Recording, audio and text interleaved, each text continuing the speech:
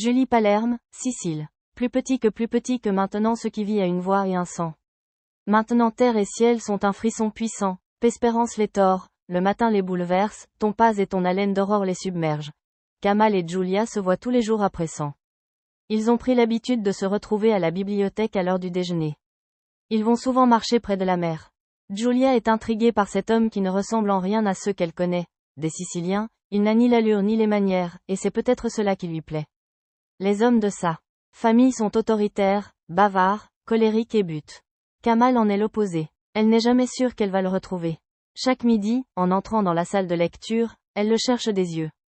Il s'y tient parfois. D'autres jours, il ne vient pas. Et cette incertitude délicieuse ne fait que renforcer la curiosité de Julia. Dans son ventre, un LYS fourmillement qui la réveille la nuit, un sentiment nouveau et exquis. Elle lit et relit les poèmes de Pavese, dont les mots sont le seul remède à ce manque qu'elle a déjà. La chose se produit un midi, alors qu'ils sont en train de se promener. Julia l'entraîne plus loin qu'à l'accoutumée, vers une plage où les touristes ne vont pas. Elle veut lui montrer cet endroit où elle va lire parfois. C'est une grotte que personne ne connaît, dit-elle. Elle se plaît à le croire en tout cas. La crique est déserte à cette heure-là. La grotte est calme, humide et sombre, à l'abri du monde. Sans un mot, Julia se dévêt. Sa robe d'été glisse à ses pieds. Kamal reste immobile, figé comme devant une fleur qu'on hésite à cueillir de peur de l'abîmer. Julia lui tend la main, dans un geste qui est plus qu'un encouragement, une invitation.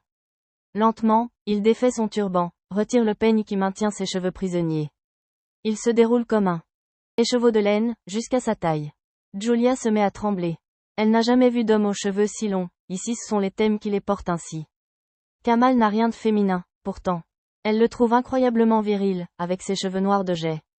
Il l'embrasse très doucement, comme on baiserait les pieds d'une idole, en osant à peine la toucher. Julia n'a jamais rien connu de semblable. Kamal fait l'amour comme on prie, les yeux fermés, comme si sa vie en dépendait. Ses mains sont élimées par des nuits de travail, mais son corps est très doux, comme un grand pinceau dont le seul contact la fait frissonner. Après l'amour, il reste longtemps enlacé. À l'atelier, les ouvrières rient de ces hommes qui s'endorment juste après l'étreinte, mais Kamal n'est pas de cela. Il garde Julia serrée contre lui, comme un trésor dont il ne veut pas se séparer. Elle pourrait rester des heures ainsi, son corps brûlant contre le sien, sa peau claire contre la peau douce et foncée.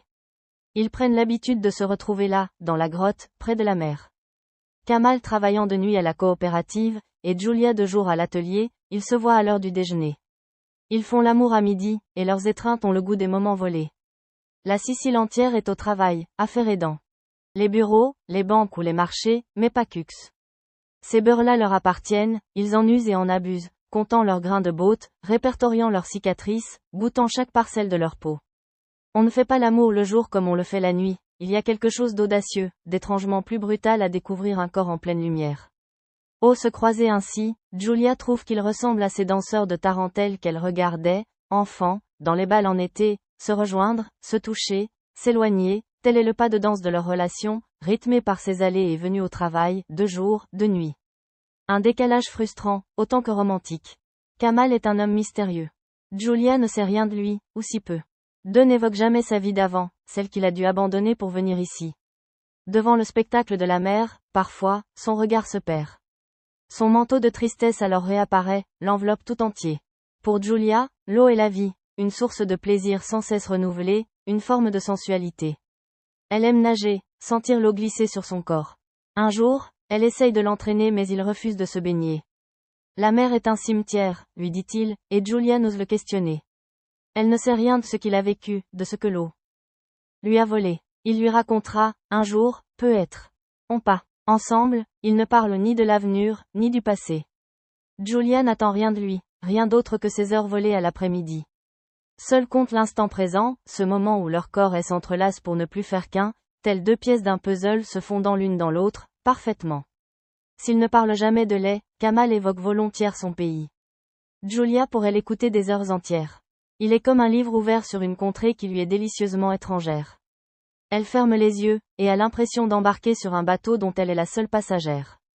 Kamal dit les montagnes du Cachemire, les bords de la rivière Ehlom, le lac Dal et ses hôtels flottants, il dit la couleur rouge des arbres en automne, les jardins luxuriants, les tulipes s'étendant à perte de vue au pied de l'Himalaya. Julia le relance, elle veut en savoir plus, raconte, dit-elle, raconte encore. Kamal parle de sa religion, de ses croyances, du Maryada, le code de conduite des Sikhs qui leur interdit de se couper les cheveux et la barbe, comme de boire, fumer, manger de la viande ou se livrer aux jeux de hasard. Il parle de son Dieu qui prône une vie intègre et pure, un Dieu unique et créateur qui n'est ni chrétien, ni hindou, ni d'aucune confession, qui est un, voilà tout. Les Sikhs pensent que toutes les religions peuvent mener à lui, et qu'à ce titre elles sont toutes dignes de respect. Julia aime l'idée de cette foi sans péché originel, sans paradis et sans hanté. Ces derniers n'existent que dans ce monde-ci, pense Kamal, et elle songe qu'il dit vrai. La religion sikh, explique-t-il, considère qu'une femme a la même âme qu'un homme. Elle traite de manière égale les deux sexes. Les femmes peuvent réciter les hymnes divins au temple, officières lors de toutes les cérémonies, comme celle du baptême. Elles doivent être respectées, honorées pour leur rôle dans la famille et la société. Un sikh doit regarder la femme d'un autre comme une sœur ou une mère, la fille d'un autre comme la sienne. Signe révélateur de cette égalité, les prénoms sikhs sont mixtes, indifféremment utilisés pour les hommes et les femmes. Seul le deuxième nom les différencie. Singh pour les hommes, qui signifie plus petit que lion, et Kaur pour les femmes, qu'il traduit par plus petit que princesse. Principessa. Julia R. que Kamal l'appelle ainsi. Elle a de plus en plus de mal à le quitter pour retourner travailler, serait doux de passer des jours entiers près de lui, se dit-elle. Des jours, et des nuits aussi. Il lui semble qu'elle pourrait rester là, toute la vie, elle sait pourtant qu'elle n'a pas le droit d'être ici. Kamal n'a pas la même peau, pas le même Dieu que les Landfredi. Elle imagine ce que sa mère dirait, un homme à la peau sombre, qui n'est pas même chrétien. Elle serait mortifiée. La nouvelle ferait le tour du quartier. Alors Julia aime Kamal en secret. Leurs amours sont clandestines. Ce sont des amours sans papier. Elle rentre de plus en plus tard à l'atelier, après sa pause déjeuner. La nonna commence à se douter de quelque chose. Elle a remarqué ce sourire sur son visage, cet éclat nouveau dans ses yeux. Julia prétend se rendre chaque jour à la bibliothèque mais revient essoufflée, les joues en feu. Un après-midi, la nonna croit même voir du sable sous son fichu, dans ses cheveux. Les ouvrières commencent à jaser. A-t-elle un amoureux? Qui est-il? Est-ce un gars du quartier? Est-il plus jeune? Plus âgé? Julia dément, avec cette insistance qui est presque un aveu. Pauvre Gino, soupire Alda, il va avoir le cœur brisé. Ici, toutes savent que Gino Battagliola, le patron du salon de coiffure du quartier, est fou d'elle. Voilà des années qu'il la courtise. Vient toutes les semaines à l'atelier vendre ses cheveux coupés. Il passe partout même sans raison, juste pour la saluer. Tous ici s'en amusent. Elle règne de ses quatre coups qu'il la apporte en vain. Crioula reste de marre, Masjin garde espoir et revient inlassablement, les bras chargés de bacelatini aux figues, que les ouvrières mangent avec appétit. Chaque soir, après la fermeture, Julia se rend chevet de son père pour lui faire la lecture. Elle veut, parfois, de se sentir si vivante au milieu de cette tragédie. Son corps exulte, frissonne, jouit comme jamais il n'a joui, alors que son père se bat pour sa vie. Pourtant elle a besoin de se raccrocher à ça, pour se dire qu'elle va continuer, pour ne pas céder à la peine et à l'accablement. La peau de Kamal est un baume, un onguent, un remède au chagrin du monde. Elle voudrait n'être que cela, un corps livré au plaisir, car le plaisir la tient debout, la tient en vie. Elle se sent tiraillée entre des sentiments extrêmes, tour à tour abattue et exaltée. Tel un acrobate sur un fil, elle a l'impression d'osciller au gré du vent. C'est ainsi, se dit-elle, la vie rapproche parfois les moments les plus sombres et les plus lumineux. Elle prend et donne en même temps. Aujourd'hui, la maman lui a confié une mission, celle d'aller chercher un papier dans le bureau de son père à l'atelier. L'hôpital lui réclame un document qu'elle ne parvient pas à trouver. Dio mio, que tout cela est compliqué, se lamente-t-elle. Julia n'a pas le cœur de rétuser. Elle n'a pourtant pas envie d'entrer dans cette pièce. Elle n'y a pas remis les pieds depuis l'accident. Elle ne veut pas qu'on touche aux affaires de son père. Elle tient à ce qu'il retrouve l'endroit tel qu'il l'a laissé, lorsqu'il sortira du coma. Ainsi, il saura que tout le monde l'attendait. Elle pousse la porte de la cabine de projection transformée en bureau. Elle met un temps à y entrer. Au mur est encadrée la photo de Pietro, près de celle de son père et son grand-père, 3 générations de Landfredi qui se sont succédés à la tête de l'atelier. Un peu plus loin, d'autres clichés sont simplement punaisés. Francesca bébé, Julia sur la Vespa, Adela le jour de sa communion, la maman en tenue de mariée, le sourire un peu figé. Le pape aussi, pas François mais Jean-Paul II, le plus admiré. La pièce est telle que son père l'a laissée au matin de son accident.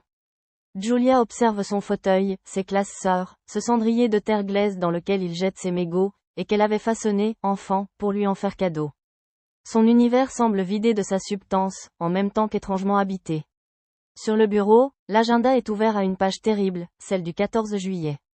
Cette page, Julia se sent incapable de la tourner. C'est comme si son père était là soudain, tout entier, dans cet agenda Moleskine. La couverture de cuir noir comme s'il restait un pouls de houx et nure les limaces du carnet, dans l'encre de ses mains, puisqu'Achente petite tache en bas de la page, figée sur le papier. Julia a l'impression qu'il est là. Dans chaque particule d'air, dans chaque atome du mobilier, l'espace d'un instant, elle est tentée de rebrousser chemin, de refermer la porte. Pourtant elle ne bouge pas. Elle a promis à la maman de lui porter ce papier. Lentement, elle ouvre un premier tirote, puis un deuxième. Le troisième, celui du bas, est fermé à dés. Julia s'en étonne. Elle est envahie d'un pressentiment. Le papa n'a pas de secret, chez les Landfredi on n'a rien à cacher. Alors pourquoi ce tiroir fermé? Dans sa tête, les questions se mettent à tournoyer. Son imagination galope, comme un cheval fou qu'on aurait libéré. Son père aurait-il une maîtresse? Une vie cachée? Est-ce la pieuvra, qui de ses tentacules serait venue le toucher? Chez les Landfredi, on ne mange pas de ce pain-là. Alors pourquoi ce doute qui assaille Julia, comme une prémonition, un nuage noir qui obscurcit son bon zen?